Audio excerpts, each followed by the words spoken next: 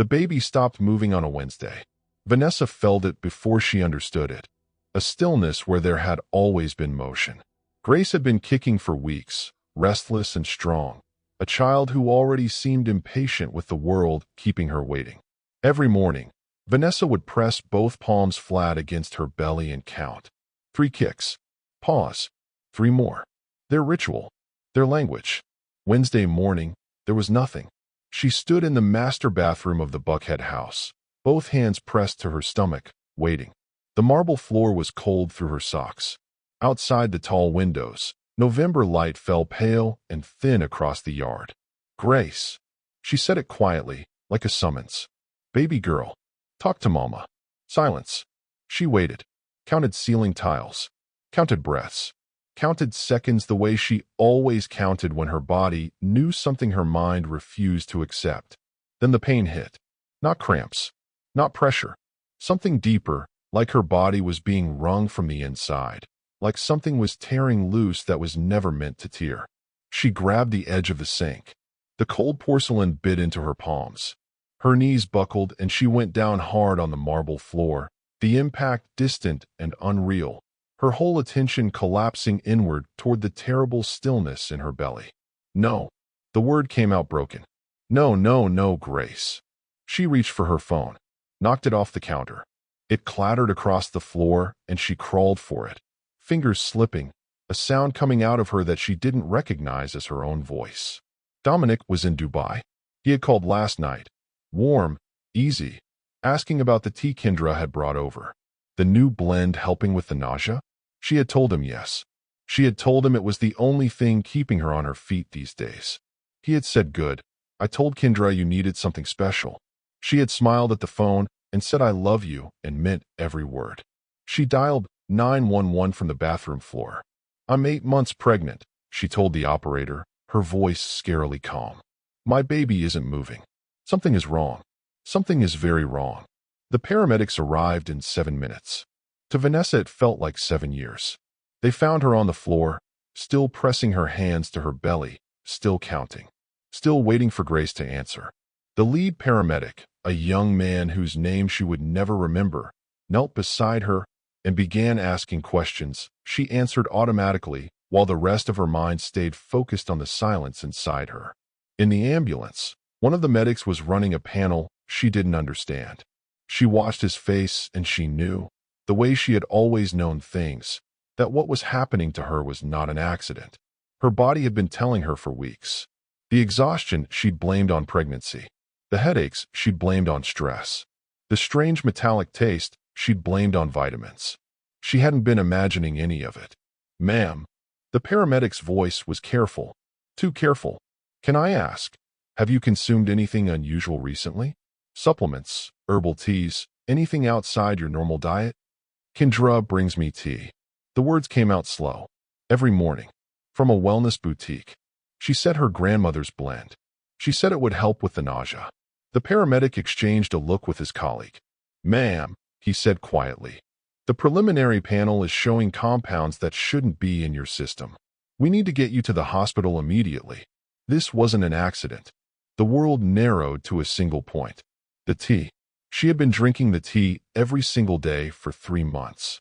Kendra had brought it herself, always smiling, always staying a little too long, always with her hand resting on Vanessa's arm 2 seconds past comfortable. I would never let anything happen to my goddaughter. That warm, jasmine-scented voice. That familiar smile Vanessa had trusted since they were 18 years old, sitting in the same dorm room at Spelman, painting each other's nails and planning futures neither of them could have imagined. 12 years of friendship. 12 years. The ambulance hit a turn, and Vanessa closed her eyes and pressed her hands to her belly one more time. One last desperate count. Grace. Baby girl. Please. The silence was total. She came out of surgery 47 hours later. The room was white and quiet. Her father William sat beside the bed, his big hands wrapped around hers, his eyes closed in something that might have been prayer. He was 71 years old, and he had aged since she last really looked at him. When had that happened? She knew before the doctor spoke. She had known in the ambulance. She had known on the bathroom floor. But knowing doesn't prepare you for the words. Dr. Coleman, the NICU specialist, a woman Vanessa had met once at a prenatal appointment and liked immediately, sat in the chair across from the bed. Her eyes were red. Doctors with red eyes. That's when you know. Mrs. Mitchell. She stopped. Started again. Vanessa, we fought for her. I need you to know that. We fought for her the entire time. William's hands tightened on Vanessa's. Grace didn't survive. The poisoning caused catastrophic organ failure. She never had a chance to. She never. Dr. Coleman pressed her lips together. I'm so sorry. I'm so deeply sorry. Vanessa's scream had no sound. It was purely physical. Her whole body arching off the bed, her hands clutching at air, her mouth wide open and nothing coming out because some pain is too large for sound, too absolute for language. Grace. Her daughter's name was Grace. She had picked it at 14 weeks, lying on the ultrasound table, watching the grainy image on the screen move. That's going to be a fighter, the technician had said. Look at her go. Gone. Gone. The monitors beside the bed began screaming as Vanessa's vitals spiked. Nurses came. William was gently moved aside. Someone pressed something cold into her foreline, and the world began to blur. The last thing she heard before the sedative pulled her under was her father's voice. I'm here, baby girl. Daddy's here. You're not alone. But she was. She had never been more alone in her life. 3 days later, Detective Yvonne Washington arrived with a thick folder and a face that had delivered bad news so many times it had learned to carry it quietly. She sat across from Vanessa in the hospital room where the flowers were already dying and asked permission before she opened the folder. Vanessa nodded. The detective turned a photograph toward her. A document. An insurance policy. Your husband took out a $15 million life insurance policy on you 4 months ago. Detective Washington's voice was flat and steady, the voice of someone who had learned that steadiness was a kindness. The primary beneficiary is his estate. She paused. The secondary beneficiary is Kendra Price. Vanessa looked at the document for a long time. The room was very quiet. You feel that? She asked finally, her voice barely above a whisper. Detective Washington waited. That's what it feels like, Vanessa said, when everything you believed about your life turns out to be a lie. You felt that drop, didn't you? That's the feeling that keeps people here. If you're the kind of person who stays when it gets this heavy, you already know to subscribe. I'll be right here with you for all of it. Vanessa had met Kendra Price on a Tuesday in August, 18 years old, carrying a box of textbooks up 4 flights of stairs because the elevator in Tapley Hall was broken and nobody had warned her. Kendra appeared at the top of the stairs. She didn't offer to help. She just looked at Vanessa, sweating, breathing hard, one textbook sliding sideways, and said, You're going to drop that one on the left. I'd move if I were you. The book fell.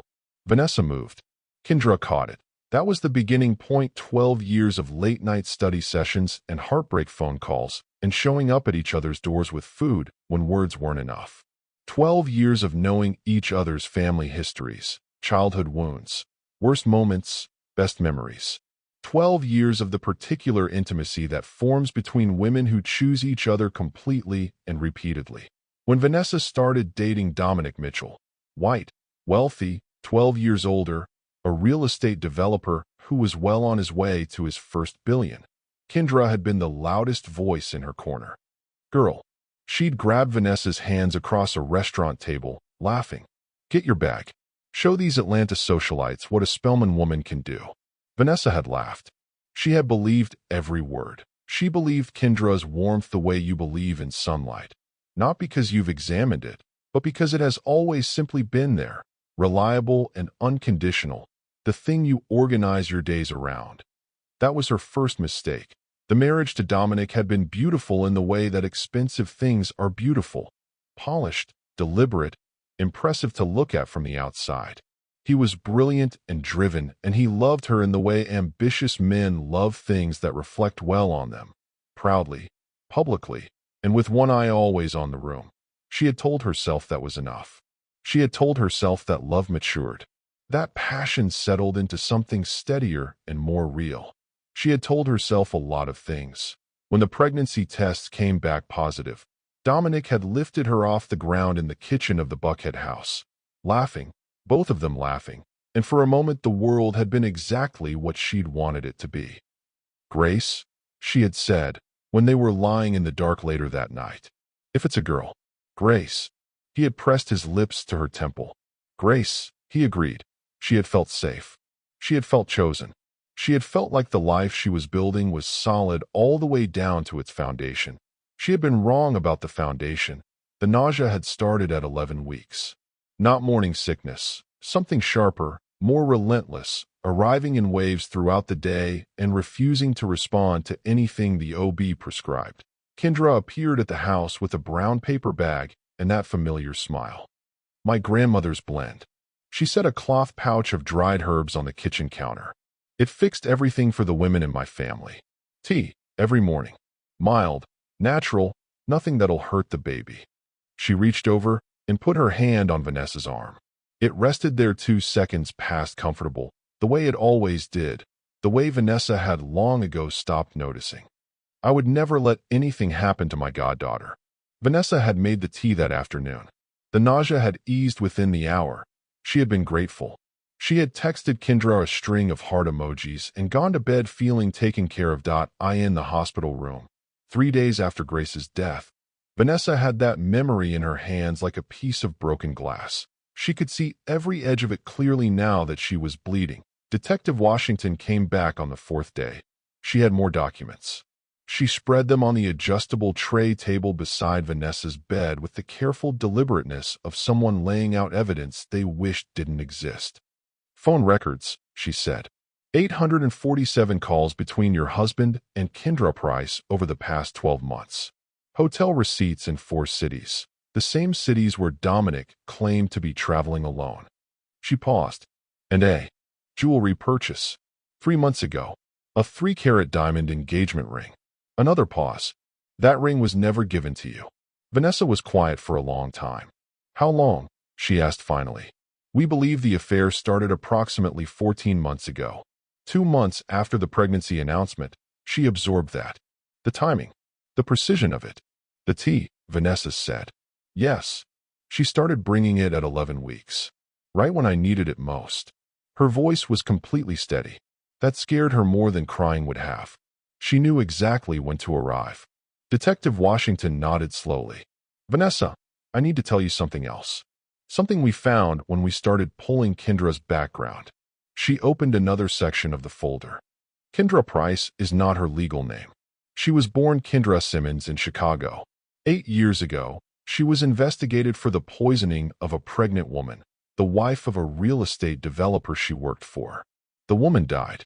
The investigation stalled. Charges were never filed. The room tilted. 5 years ago in Houston, Detective Washington continued, a pregnant woman suffered a catastrophic miscarriage at 7 months. Her husband had recently hired a new personal trainer. The trainer disappeared before anyone connected the dots. Vanessa's hands were on the blanket. She pressed them flat, feeling the texture of the fabric, grounding herself in something physical. "How many?" she asked. Detective Washington met her eyes. "That we know of, you're the 3rd pregnant wife. Grace is the 3rd baby. The 3rd, not a crime of passion. Not jealousy spiraling into something uncontrollable. A pattern. A method. A woman who had done this before and gotten away with it and come back and done it again." Vanessa thought about the tea. The way it smelled, faintly herbal, slightly sweet, with something underneath she had never been able to name. She had drunk it every single morning for 3 months. She had been grateful for it. She had texted heart emojis. She thought about Kendra's hand on her arm. That 2-second pause. She thought about the way Kendra had always known exactly when to arrive, exactly what to bring, exactly what to say to make Vanessa feel safe. "I would never let anything happen to my goddaughter." She wondered if Kendra had practiced that line. If she had said it to the woman in Chicago. If she had said it in Houston. She wondered how many times that particular sentence had been the last kind thing a woman heard before everything fell apart. Dominic arrived at the hospital on day 5 that he came in unshaven, hollow-eyed, wearing a crumpled shirt she recognized from his Dubai trip. He looked devastated in the way that could mean grief or could mean guilt, and she no longer trusted herself to tell the difference. He fell to his knees beside the bed. "Baby." His voice cracked. I swear to God I didn't know. The insurance. Kendra handles all the paperwork. I sign whatever she puts in front of me. You know how busy I is with the company. Is that what you want to lead with? Her voice was quiet. Paperwork. He looked up at her. The affair, she said. Start there. His face crumpled. It was a mistake. She made me feel. Get out. Vanessa, please, get out of this room. Still quiet. Still steady. Before I say something that ends every chance you have of me ever hearing your name without wanting to break something. He left. She watched the door close behind him and felt nothing she could name. Not grief. Not rage. Something beneath both of those. A cold, structural clarity. Like the moment a building finishes collapsing and you can finally see what was always underneath. She had spent 12 years trusting Kendra. She had spent 6 years trusting Dominic. Neither of them had been who she believed them to be. The only person she had ever truly known was herself. She was going to have to start there. 8 years. 3 cities. 3 dead babies. And she walked free every single time. If that made something tighten in your chest, that's your conscience working correctly. Subscribe, because this story is just getting started and you need to see where it goes. The funeral was held on a gray Saturday, First Baptist Church in downtown Atlanta. Ivory lilies banked against the walls. A tiny white casket at the front of the sanctuary that Vanessa could not look at directly. The way you cannot look directly at the sun, not because it's too bright, but because it's too true. She had chosen Grace's outfit herself. A white onesie with a small yellow duck embroidered on the chest. She had bought it at 20 weeks, standing in a baby store on a regular Tuesday, laughing to herself because it was the most ridiculous, perfect thing she had ever seen. Grace had never worn it. Vanessa had dressed her daughter's body in it anyway. She stood at the podium in a black dress, her father's hand warm on her back, and she spoke. Her voice did not shake. She had decided it would not shake. Grace never got to see the sun. The words came out measured, deliberate, each one placed carefully like a footstep on uncertain ground. She never got to feel the grass beneath her feet, or taste ice cream, or hear her mama sing her to sleep. But she was loved. Her throat tightened. She pressed through it. She was wanted. She was. The church doors opened. The sound moved through the congregation like a current, heads turning, a ripple of disruption spreading from the back of the sanctuary to the front. Vanessa looked up from her notes. Kendra Price walked down the aisle wearing white, not ivory, not cream, white, pristine, deliberate, bridal white, a dress that belonged at a wedding rather than a funeral, cut to show every advantage of a body that had not spent 8 months growing another life. Her hair was perfect. Her makeup was flawless. Her face wore the practiced expression of a woman who had learned precisely how much grief to perform in public. She moved like she belonged there. She sat in the front row, beside Evelyn Mitchell, Dominic's mother, who turned, saw Kendra, and took her hand, squeezed it gently, leaned close, and murmured something into her ear. Vanessa stood at the podium and watched this happen. The words she had prepared died completely. Every sentence she had written and rewritten for 4 days. Every careful thing she had meant to say about Grace's 8 months of life and what it meant and who her daughter would have been, gone. Swallowed by the sight of Kendra Price sitting in the front row of her daughter's funeral in a white dress, held by Dominic's mother like she was the one who needed comforting. Evelyn Mitchell had always been cool with Vanessa. Polite in the way that certain women are polite when they have decided not to accept you, but haven't yet found a way to say so.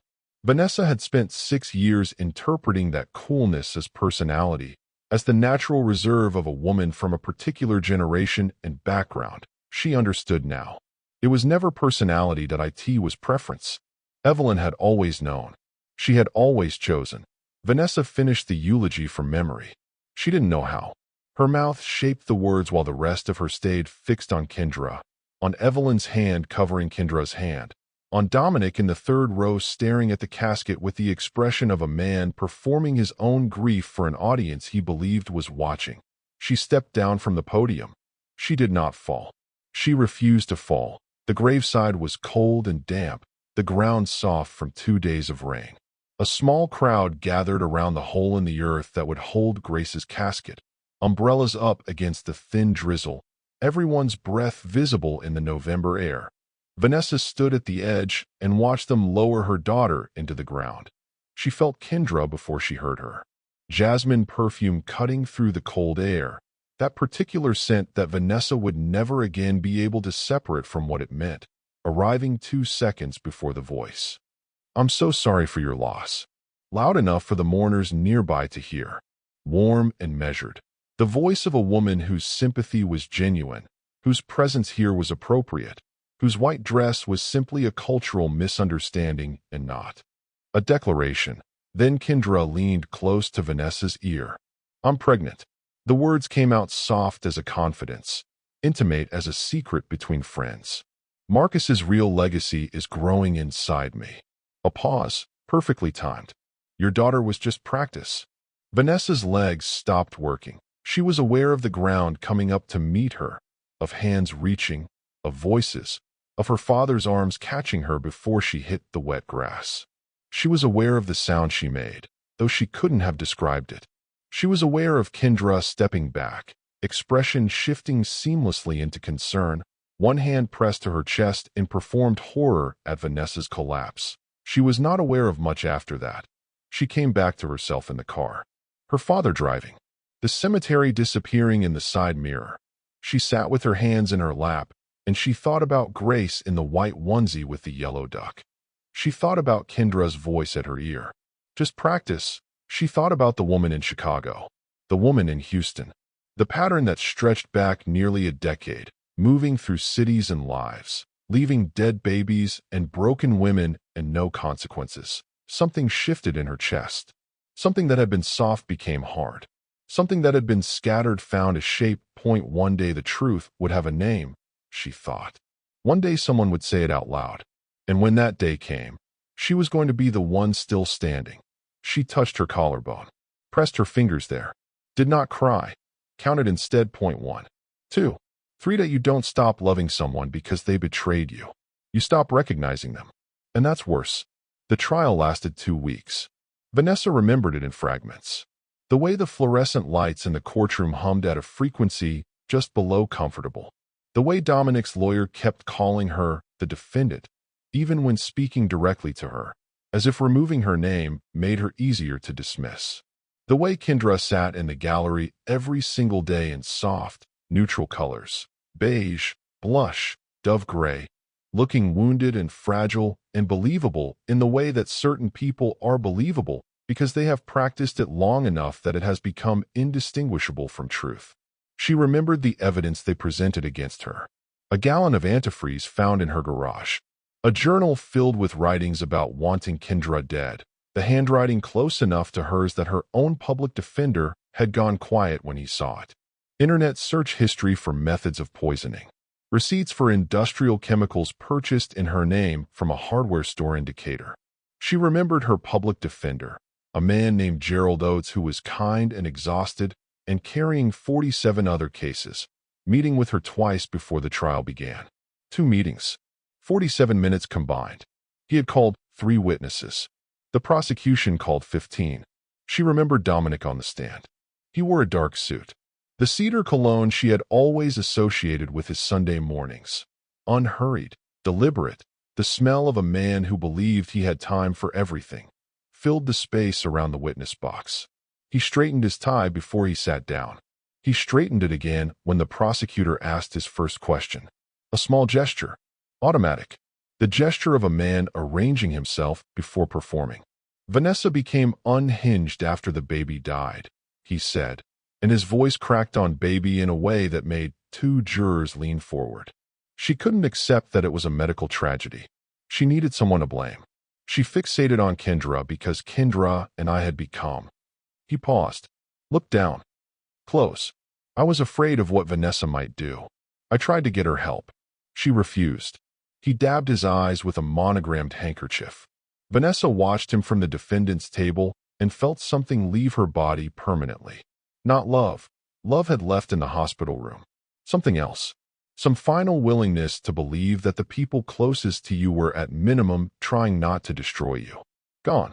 She was 34 years old, and she would never be naive again. The jury was 11 white and 1 black. The lone black juror was dismissed on the second day for scheduling conflicts that Vanessa did not believe were scheduling conflicts. The deliberation lasted 4 hours. Guilty. Attempted murder in the first degree. She screamed her innocence as they took her. She screamed in the processing center. She screamed until her throat bled, and then she stopped screaming because no one was listening and she needed to start saving her voice for something that would matter. Arendelle State Prison smelled like bleach and cafeteria grease and the particular staleness of air that has been recycled through too many bodies for too many years. The fluorescent lights ran 22 hours a day. The mattress felt like sleeping on a decision someone had already made about you. Vanessa learned the rhythms of the place the way you learn any language you never wanted to speak. Slowly, then all at once, necessity replacing resistance. She learned which guards looked at inmates like people and which ones looked at them like furniture. She learned that the library opened at 7 and closed at 4:30, and that if you arrived at 7:02 the good seats were already taken. She learned to eat the food without tasting it, to sleep lightly, to keep her face neutral in situations where her face wanted to do something else entirely. She learned that her hands were always cold in there. The heat ran inconsistently, the vents positioned to miss the cells by precise degrees, and she spent the first winter wrapping her hands around her coffee mug each morning just to feel something warm. She wrote letters. Every Innocence Project in the country received one. Most didn't respond. 3 sent form letters. 1 sent a personal reply that led nowhere. She requested her trial transcripts and spent her library hours studying them the way she had once studied nursing textbooks, methodically, annotating margins, building a structure from scattered pieces. She filled notebooks. Details she remembered about Kendra. Conversations. Dates. The specific smell of the tea, the color of the cloth pouch, the exact phrasing of things Kendra had said that she now understood differently. She wrote down everything Dominic had said in the hospital room, every deflection, every piece of carefully chosen language, every moment his story didn't quite hold its own weight. I am building something they cannot take from me. She wrote it at the top of a fresh page in her 4th notebook. Underlined it twice. They took Grace. They took my mother's last years of peace. They took my freedom. They will not take what I know. They will not take what I am. She kept the page. She kept all the pages. Somewhere in Atlanta, Dominic was giving interviews. The book arrived in the prison library in Vanessa's 2nd year. Surviving Betrayal. How I Lost My Daughter and Almost Lost My Life to a Dangerous Woman. Dominic Mitchell's name on the cover, his face below it, photographed in soft light, grief arranged carefully across his features, a man the camera wanted to believe. She read it in one sitting in the library corner, her cold hands flat on the table, her face doing nothing at all. He described her as mentally unstable, violently jealous, ultimately responsible for Grace's death through psychological deterioration. He described Kendra as the angel who pulled me back from the edge. He described their relationship as something that grew from shared grief, from 2 people trying to survive the unsurvivable. There was one paragraph, page 187.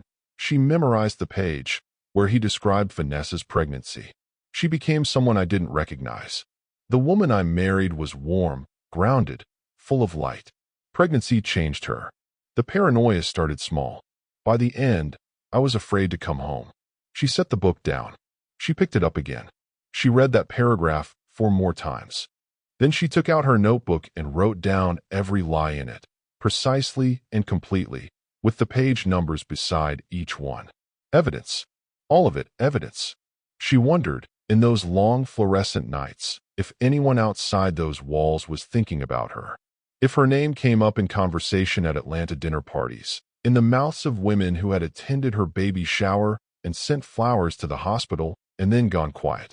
If they discussed her the way people discuss tragedy, with sympathy and distance, grateful it had happened to someone else. She wondered if anyone, anywhere, in some other city or some other life, was lying awake thinking something about this doesn't add up. She hoped so. She pressed her hands flat on the concrete wall beside her bunk and counted the cracks in it. 3 long ones. A cluster of smaller fractures where 2 met. Another long one running diagonal. She counted them every night. It kept her from thinking about her mother. In her 3rd year, she got a cellmate. Brenda Morrison arrived on a Tuesday in February. A white woman in her mid-50s, quiet, watchful, with the particular stillness of someone who has recently had everything taken from her and is still deciding what to do about it. She had been convicted of embezzlement from Mitchell Development Corporation. Vanessa clocked the name immediately. She said nothing. Brenda said nothing.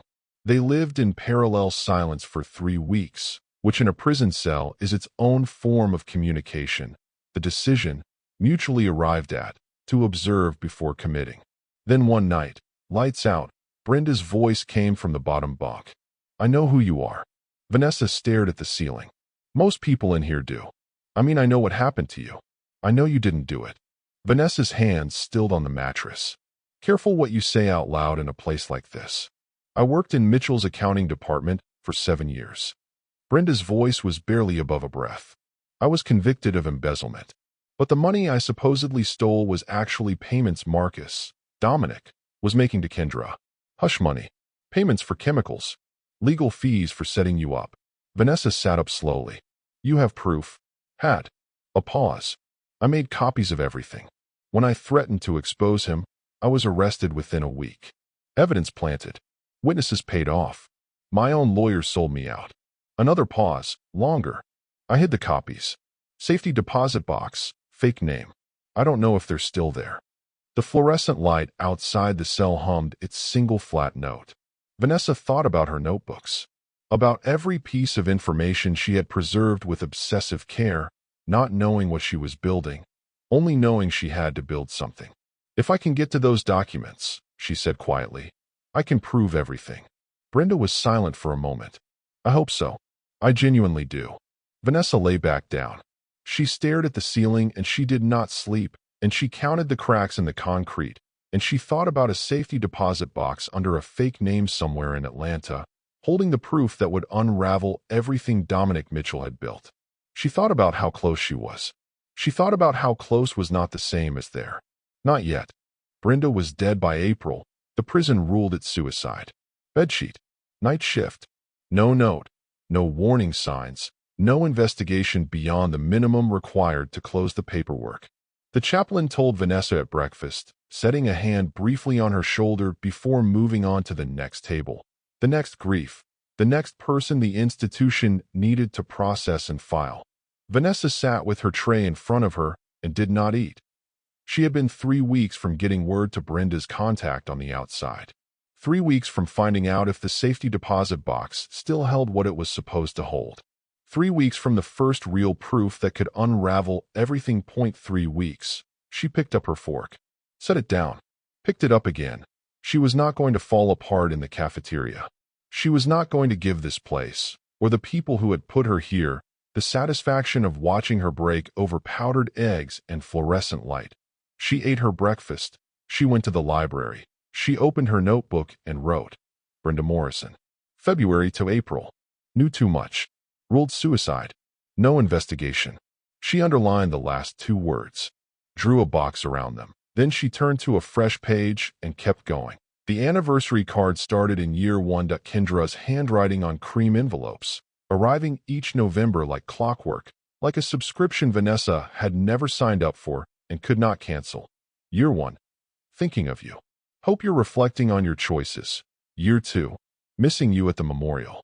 Dominic and I lit a candle for Grace. She kept every card in the back of her 4th notebook, tucked inside the cover. Not because she wanted them. Because they were evidence of a mind that could not stop celebrating. Because people who gloat leave records.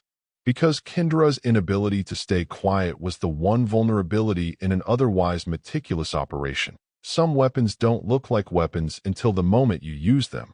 She added each card to the notebook. She dated the envelope. She noted the postmark. She waited. Year 3 brought Dominic to the prison visitation room. He came alone. No lawyer, no assistant, nobody to witness whatever this was. He sat across the scratch table in a suit that cost more than Vanessa's legal fees, and he smelled of cedar cologne, and he straightened his tie before he spoke. "Some things don't change." "You look good," he said. She said nothing. "I came to offer you something." He slid a folder across the table. Sign over your rights to any future lawsuits or claims about our marriage. In exchange, I'll support your exoneration. Testify that Kendra manipulated me too. We both come out as victims." Vanessa looked at the folder, looked at his face, looked at his hands, steady, relaxed, the hands of a man who believed this conversation was already resolved in his favor. "You want me to protect you. I want us both to survive this. You killed our daughter." Something moved behind his eyes. "Kendra killed our daughter. I didn't know what she was. You knew enough." Her voice was quiet. Not cold, quieter than cold, below temperature entirely. "The insurance policy. The engagement ring. The book where you called me unstable while you were sleeping with the woman who poisoned your pregnant wife." She let that sit for a moment. "You knew, Dominic. You just decided Grace was an acceptable loss." His face hardened. "No one's coming to save you. The journalist will lose interest. Sign the papers. Disappear when you get out." She stood up. "You killed my daughter. You killed my mother. You stole 5 years of my life." She looked down at him. And in that moment, with the fluorescent light falling flat and institutional around them both, she felt something she had not expected to feel. Nothing. Not rage. Not grief. Not even satisfaction. Just the clean, factual clarity of a woman who knows exactly where she stands and has decided what to do about it. "I'm not signing anything. When I get out, and I will get out, I'm going to take everything apart. Your company, your reputation, your freedom, everything." She walked to the door. "The difference between us," she said, without turning around, "is that when I'm done, everyone will know who the real monster was." She knocked for the guard. She did not look back. She found out about her mother from the chaplain. A Tuesday, 3:47 in the morning, according to the clock on the chaplain's wall, which she had stared at while he spoke because she needed something to look at that was not his face. Dorothy Mitchell. Grady Hospital. Heart attack. Alone, Vanessa had filed the emergency compassionate release request 6 weeks earlier when her mother was first admitted. Dominic had written a letter to the parole board opposing it. She had not known about the letter until afterward, until a copy arrived through her legal correspondence with the handwritten note at the bottom in his lawyer's handwriting. Request denied, per board ruling. He had taken Grace. He had taken 5 years. He had taken her mother's last breath. She sat in the chaplain's office for a long time after he stopped speaking. The room smelled of old paper and artificial flowers, the particular smell of spaces designed to absorb grief and release it slowly, neutralized. She thought about the last time she had spoken to her mother. A phone call, 2 weeks before. Dorothy had been tired, her voice thinner than usual, but she had laughed at something Vanessa said, and the laugh had been fully herself. Big, unguarded. The laugh of a woman who had decided to find things funny because the alternative was worse. Vanessa had not known it was the last time. "You never know." She asked the chaplain for a piece of paper. He gave her the whole notepad. She wrote her mother's name at the top, and then sat for a long time with the pen in her hand, and did not write anything else because there was nothing else that covered it. The guard brought her back to her cell. She sat on the edge of the bunk and she reached under the mattress, and she took out the thing she kept there. The one thing she had asked her father to bring her. The one thing the prison had allowed her to keep because it had no sharp edges and no monetary value and posed no threat to. Institutional order. Grace's hospital bracelet. Plastic. White. Smaller than her thumb. The name printed on it in faint blue letters. Mitchell, baby girl. The timestamp from the NICU. The tiny footprint they had pressed into the plastic when they made it. A record of a foot that had never touched the ground. She held it in both hands. Her hands were cold. They were always cold. She held the bracelet until the cold left her palms, until the plastic warmed against her skin, until she could feel something other than the absence of everything she had loved. Then she began to hum. Low and slow, barely sound at all. The lullaby her mother had sung to her in a kitchen that smelled of shea butter and old books, the song Dorothy had taught her and that she had been saving to teach Grace. She hummed it quietly, just the melody, no words, in the dark of the cell while the fluorescent light outside buzzed its single note. She hummed until she could breathe. Then she opened her notebook. She turned to a fresh page. She wrote, "They think they've won." They haven't won. I'm still here. You don't stop loving someone because they betrayed you. You stop recognizing them. And that's worse. And sometimes, if you're still breathing when the smoke clears, that's exactly enough to survive on. I need to stop here for a second. Because what you just sat with, a woman humming a lullaby to her dead daughter's hospital bracelet, in a prison cell, while the man who arranged her daughter's murder writes best-selling books. That's a weight most stories don't have the nerve to carry. My grandmother used to say the truth is always stranger and crueler than anything we'd have the nerve to invent. If you believe stories like this one deserve to be told, the ones that don't look away, subscribe. It costs you nothing. It means everything. Let's keep going. Year 4 brought the engagement announcement. Vanessa was in the prison common room when it aired. Morning television, the kind that runs on cheerful inertia, bright set, sympathetic hosts, an audience trained to respond on cue. She was eating breakfast alone, notebook open beside her tray, when the segment began. She recognized Kendra's jasmine yellow dress before she recognized her face, then Dominic's hand covering Kendra's. Then the host leaning forward with that particular expression of performed intimacy that morning television requires. Then the words, "So tell us about the ring." Kendra lifted her left hand, 0.3 carats. Set in platinum. The ring Vanessa had never received. The ring that had been purchased 3 months before Grace died. The ring that had been waiting, patient as poison, for this exact moment. Dominic proposed last month, Kendra said, her voice warm and slow and practiced. We've been through so much together. So much loss. She pressed her free hand to her chest. We chose each other. We chose to survive. The audience applauded. One of the inmates at the table behind Vanessa said, "Isn't that the woman who—" "Yes," Vanessa said. Flat. Final. No one said anything else. She closed her notebook. She picked up her tray. She walked it to the return window and set it down without dropping it, which required more effort than she would ever tell anyone. She walked back to her cell. She sat on the bunk. She held Grace's hospital bracelet in both hands, and she stared at the concrete wall, and she counted the cracks. 3 long ones, the cluster, the diagonal. Until the urge to scream passed, it took a long time. The woman Vanessa had been before all of this would not have survived year 4, as she knew that now. The woman who had stood at the podium at Grace's funeral and refused to let her voice shake. That woman was still present, but she had been rebuilt from different materials. Less trust, more structure. The kind of strength that doesn't look like strength from the outside because it doesn't perform. It just holds. She thought about her mother constantly. Not the death. She had put the death somewhere she could not afford to look at directly. She thought about Dorothy alive.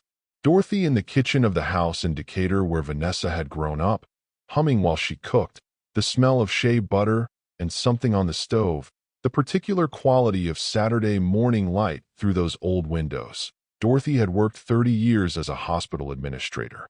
She had raised Vanessa alone after Vanessa's father left, and came back and left again, and finally came back for good when Vanessa was 12, by which point Dorothy had already decided she didn't need him to stay, only that she would allow it.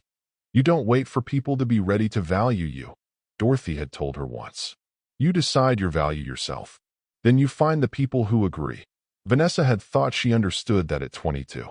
She understood it differently at 35, sitting in a prison cell with a plastic bracelet in her cold hands and 5 years of evidence in a stack of notebooks under her mattress. Her mother had been trying to tell her something about Dominic from the beginning. She had been too in love to hear it. She asked herself, in the dark of year 4, whether she had made him into something he never was. Whether she had wanted the life so badly, the partnership, the house, the baby, the particular solidity of being chosen by someone powerful, that she had filled in his gaps with her own imagination. Whether she had loved a man who existed mostly in her projection of him. She didn't know. She might never know. What she knew was this. She had been real. Her love had been real. Grace had been real. The 12 years of friendship with Kendra had happened, and the warmth in them had happened. Even if the warmth was manufactured on Kendra's side, it had been real on Vanessa's. She had not been wrong to love. She had been wrong to stop watching. Am I becoming what I hate? The thought arrived at 3 in the morning, and refused to leave. She had spent 4 years building a case in notebooks, collecting evidence, cataloging every lie, preserving everything with the focused intensity of someone who knew the difference between obsession and strategy, but sometimes couldn't feel the line between them. Was she still herself? Or had she become something shaped entirely by what had been done to her? She sat with that for a long time. Then she took out the notebook and she read back through 4 years of entries. The dates, the details, the preserved anger, the catalogued grief, and she looked for herself in the pages. She was there. Underneath the evidence and the documentation and the cold, focused fury, she was still there. The woman who had chosen the name Grace at 14 weeks, who had hummed lullabies in a prison cell, who had eaten her breakfast and gone to the library because breaking was not an option she was willing to select. She was still there. She closed the notebook. She was not becoming what she hated. She was becoming what she needed to be to survive what they had done to her. There was a difference. She had to keep believing there was a difference. The second breath came from an unexpected place. Her father wrote every week. William Mitchell, 71 years old, with handwriting that had gotten larger and shakier over the 4 years, but had never stopped arriving. He wrote about the garden, about the dog he had adopted, a rescue mutt he named Biscuit who apparently had opinions about everything and expressed them constantly. He wrote about the neighbors and the church and small, ordinary things that felt, in the context of Arendelle, almost unbearably precious. He never wrote about Dominic. He never wrote about Kendra. He never wrote about the trial or the evidence or the injustice of any of it that he wrote. The magnolias came in early this year, big as your mother's hands. I stood under that tree for a long time this morning, and I thought about you. I think you can feel it when someone is thinking about you that hard. I hope you felt it. She read that letter 6 times. She wrote back, I felt it, Daddy. I always feel it. She was in the library on a Thursday afternoon in October of year 4 when the guard came to the door and said she had a visitor. Not her father. His visits were scheduled, Saturdays, marked on her internal calendar with a precision that had become its own form of hope, an unscheduled visitor. A woman the guard described only as a journalist. Vanessa closed her book. She thought about Brenda, about the safety deposit box that may or may not still exist under a fake name in a city she could not reach, about the notebooks under her mattress, about every piece of evidence she had preserved with obsessive, patient care across 4 years of fluorescent light and powdered eggs and concrete and survival. She thought about Kendra's anniversary cards, sitting in the back of notebook for like a confession that hadn't been recognized as one yet. She thought about Dominic on morning television, straightening his tie, performing grief for an audience that believed him. She touched her collarbone. Did not cry. She stood up. She walked to the visitation room. The woman across the table was in her 50s, black, with reading glasses pushed up into natural hair, and the particular stillness of someone who had spent 30 years in rooms where the truth was being decided and had learned to take up space without apology. She slid a business card across the table. Denise Robinson, investigative reporter, the Atlanta Journal-Constitution. Mrs. Mitchell. Her voice was direct. No performance, no warmth deployed as strategy. Just the facts of her presence and what she intended to do with them. I covered your trial 4 years ago. I have believed since day one that something was wrong with that verdict. Vanessa looked at the card, looked at the woman. Everyone says that at first, she said. Then they disappear. Denise held her gaze. I'm not everyone. She opened a folder and slid it across the table. Inside, photographs. A woman Vanessa didn't recognize. Toxicology reports. And beside them, a name, Melissa Whitmore. San Francisco. Currently being poisoned. Vanessa's hands went still on the table. Kendra is doing it again, Denise said quietly. Same compounds. Same pattern. Same target. Wealthy man, pregnant wife, systematic elimination. She paused. But this time, the wife figured it out before it killed her. And she came to me. The fluorescent light buzzed overhead. The room was very quiet. There was one person who might know the truth, Vanessa thought. And she had just walked through the door. How do we prove it? Vanessa asked. Denise pulled out a notepad. Start from the beginning. Tell me everything. You just watched 5 years of darkness crack open for the first time. That feeling you have right now, that fragile, terrifying thing that might be hope. Hold on to it. Subscribe, because what's coming in the next part will make everything you just endured worth it. Stay with me. They talked for 3 hours. Vanessa had brought the notebooks. All 6 of them, carried in a paper bag the guard had inspected twice, stacked on the visitation table between her and Denise Robinson like the foundation of something that had been under construction for 5 years without a blueprint. Denise read while Vanessa talked. She didn't interrupt. She didn't offer sympathy or reassurance or any of the things people offered when they wanted credit for caring without the cost of actually listening. She just read and listened and occasionally wrote something in her own notebook with the focused efficiency of a woman who understood that attention was the most valuable thing she had to give. Her reading glasses sat low on her nose. She pushed them up without looking away from the page. Vanessa talked about the tea. The exact color of the cloth pouch Kendra brought it in. Brown, loosely woven, tied with a piece of twine. The smell of it steeping. The way the nausea had eased within an hour of the first cup, and how she had been so relieved, so deeply and completely relieved, that she had not questioned it once in 3 months. She talked about Brenda Morrison, the accounting records, the safety deposit box under a fake name. The April morning the chaplain had come to breakfast with his careful hands and his careful face. Denise looked up from the notebook. Brenda Morrison's conviction was handled by the same prosecutor who handled yours. Vanessa went still. I checked before I came, Denise said. Same prosecutor, same judge, different defense attorney, but both appointed, both overworked, both carrying too many cases to fight effectively. She set her pen down. This wasn't opportunistic, Vanessa. This was architected. The word landed precisely. Architected. Not a crime of passion. Not even a crime of calculation. Something built, deliberately, by someone with access to the infrastructure of justice and no hesitation about using it. The voicemail, Vanessa said. Denise looked up. Brenda mentioned it once. She said she'd heard something. A voicemail Dominic left for Kendra. She said it was specific. Vanessa's hands were flat on the table, cold as always, pressed against the surface like she was reading something through the texture of the wood. If that voicemail still exists. I'm already looking. Denise closed her notebook. Digital records don't disappear as easily as people think, especially when the person who made them believed they were untouchable. She reached into her folder and pulled out a photograph. Vanessa recognized it immediately. Melissa Whitmore, the photograph Denise had shown her at their first meeting, the toxicology reports beside it. But there was a second photograph now, one that hadn't been there before. A storage unit. A metal door standing open.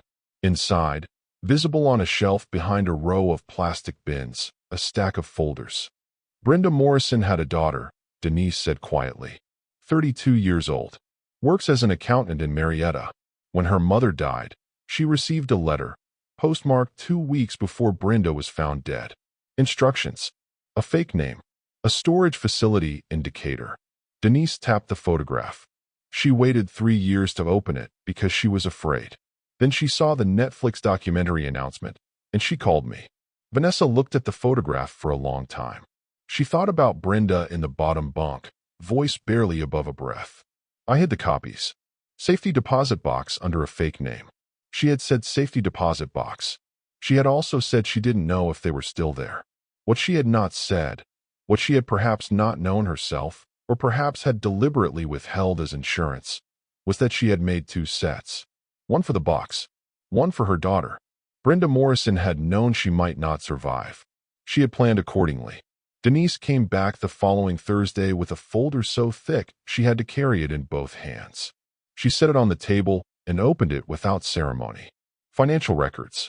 Payments from Mitchell Development to an LLC registered under a name that traced back, through 3 layers of corporate structure, to Kendra Simmons. Payments spanning 14 months. Line items labeled as consulting fees. The amounts.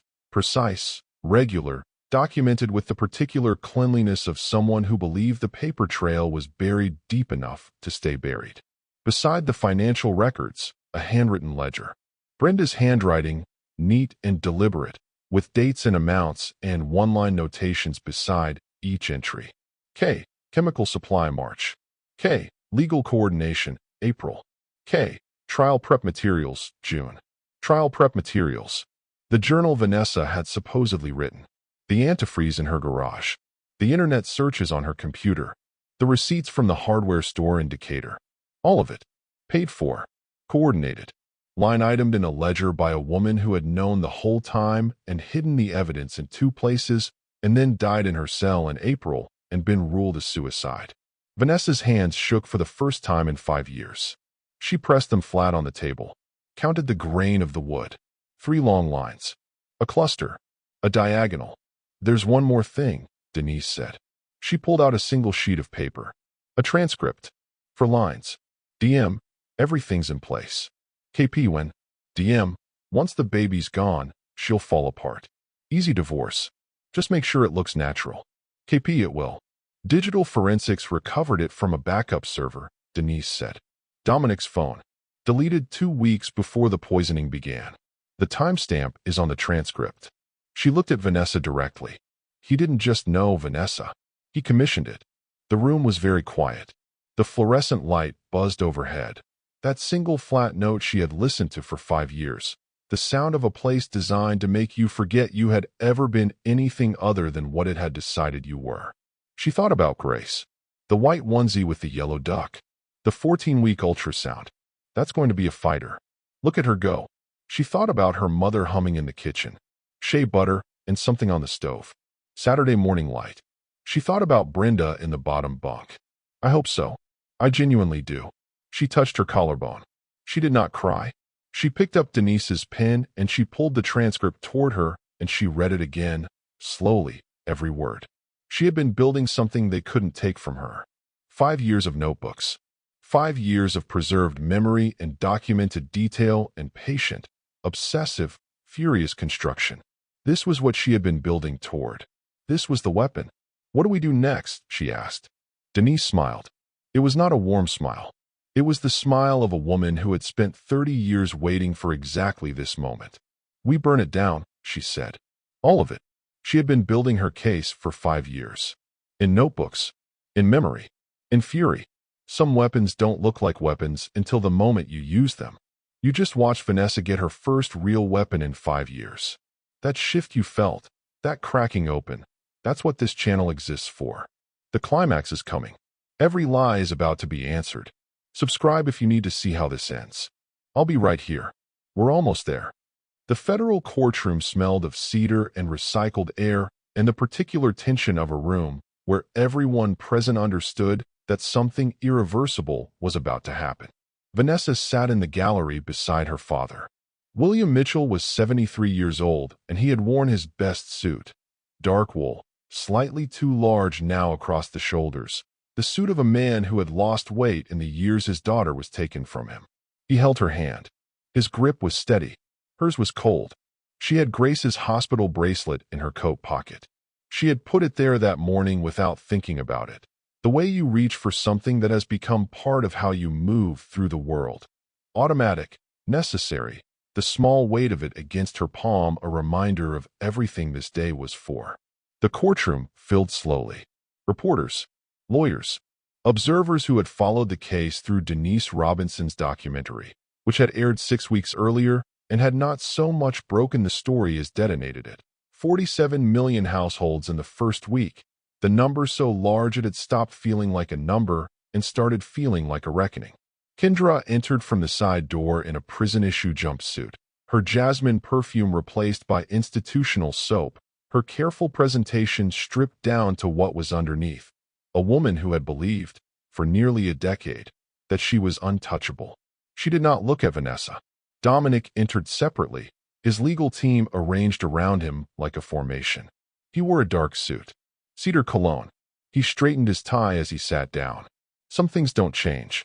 He looked at Vanessa across the courtroom. Vanessa, he said.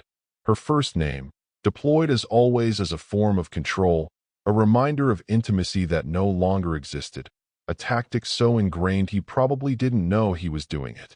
I hope you understand that nothing that happens today changes how I. Save it, she said. Flat. Final. He looked away first.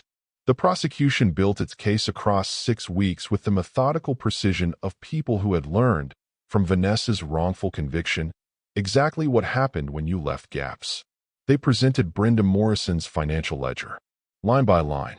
The payments from Mitchell Development to Kendra's LLC, chemical supply, legal coordination, trial prep materials. The prosecutor read each entry into the record slowly, giving the jury time to understand what they were hearing. They presented the forged journal. A forensic document examiner testified for 2 hours.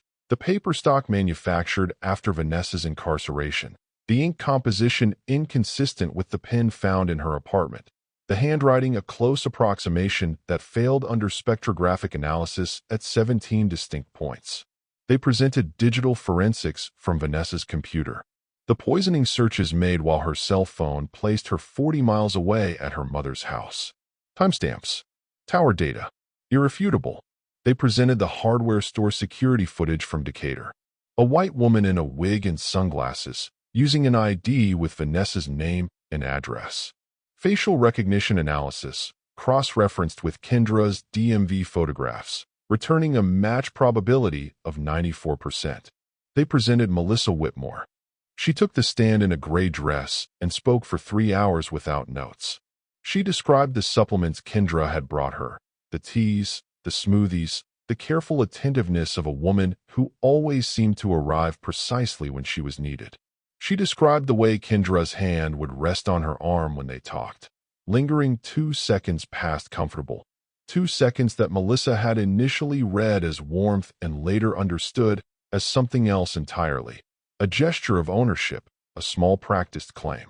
She described sending the samples to a private lab, seeing the results, understanding immediately what they meant and what they proved and who would not believe her if she went to the police first. I thought about Vanessa Mitchell every day after I saw those results, Melissa said from the stand. Her voice did not shake. I thought about what happened to her, what the system did to her. I decided I was not going to let that happen again. The courtroom was silent. Then the prosecutor stood and said, "Your Honor, the people would like to play People's Exhibit 47. A speaker system, a laptop, a court technician pressing play." Dominic's voice filled the room. "Everything's in place." Vanessa closed her eyes. "When?" Kendra's voice, warm and slow. The voice that had said I would never let anything happen to my goddaughter. The voice that had said I'm so sorry for your loss at Grace's graveside loud enough for mourners to hear. Once the baby's gone, she'll fall apart. Easy divorce. Just make sure it looks natural. It will. The recording ended. The room stayed silent for a long time. The air conditioner hummed. Someone in the gallery made a sound that was not quite crying and not quite anything else. The sound of a person hearing a thing they already knew and still not being prepared for the weight of it spoken aloud. Vanessa opened her eyes. She reached into her coat pocket and closed her hand around Grace's hospital bracelet. The plastic was warm from her body heat. She held it the way she had held it in the prison cell, both hands, steadily, until the cold left her palms entirely. She looked at Dominic. He was staring at the table. His tie was crooked. He had not straightened it since the recording played. She looked at Kendra. Kendra was looking at her hands. The truth doesn't disappear, Vanessa thought. It waits. It is patient in a way that liars never are. The jury deliberated for 2 hours on Kendra's verdict. Guilty on all counts. 3 counts of first-degree murder. 2 counts of attempted murder. Multiple counts of conspiracy, fraud, obstruction. The judge, Honorable Cassandra Williams, a black woman whose face had been unreadable throughout 6 weeks of testimony, delivered the sentence with the quiet finality of someone who had been waiting a long time to say something true.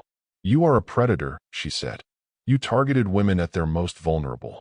You murdered children who had not yet drawn breath. You will spend the remainder of your natural life in prison without the possibility of parole." Kendra was led away. She passed Vanessa's row without looking up. Dominic's verdict came 3 days later. Guilty. Accessory to murder. Conspiracy. Insurance fraud. Witness tampering. Obstruction. As they let him out, he passed close enough that she could smell the cedar cologne one last time. He stopped. "I loved you," he said. His voice was low. Genuine in the way that certain confessions are genuine. Too late, too small, spoken into the wrong silence. Vanessa looked at the man she had built a life with.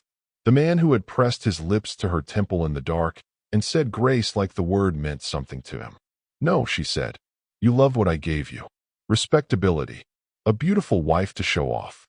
A child to continue your legacy. She held his gaze. You never saw me. Not once. And that's not a tragedy about me, Dominic. That's the only true thing you'll ever have to live with. They took him away. The courtroom emptied slowly around her. Her father put his arm around her shoulders. William Mitchell, 73 years old, the suit slightly too large, the grip on her shoulder completely steady. It's done, baby girl, he said.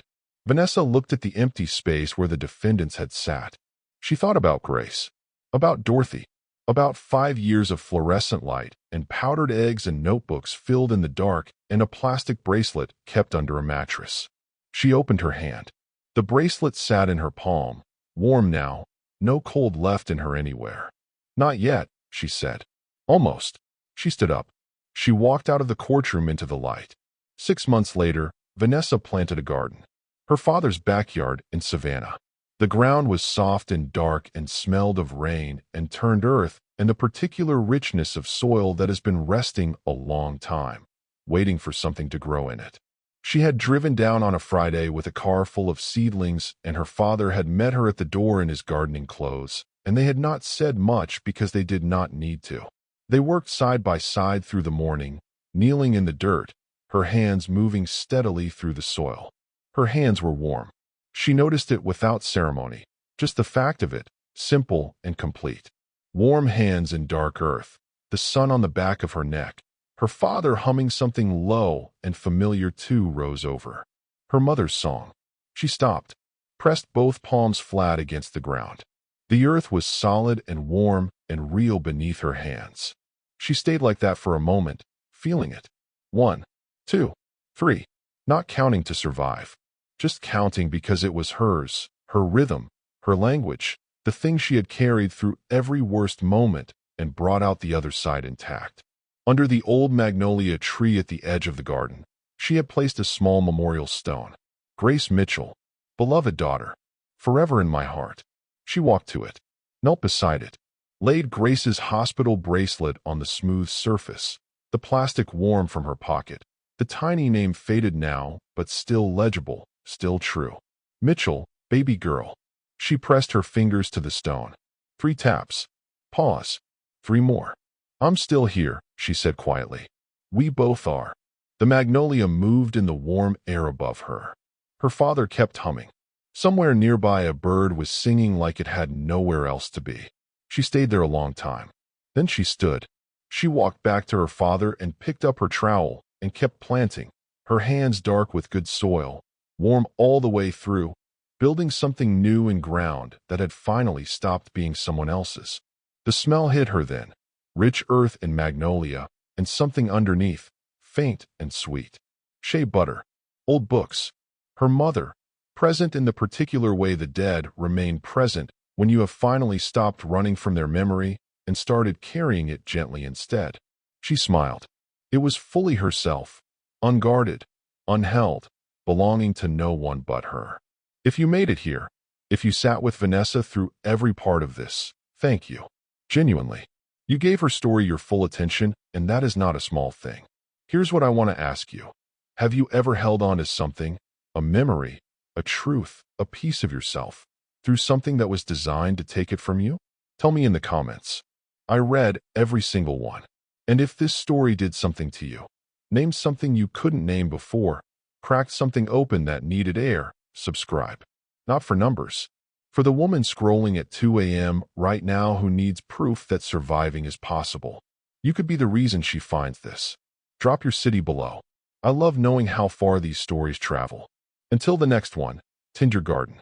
Take care of your heart. Somewhere in Atlanta, a woman Vanessa had never met opened an envelope.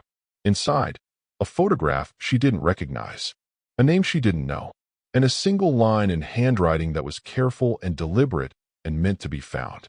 It's time someone knew the truth. Some stories don't end. They just find new people to tell them.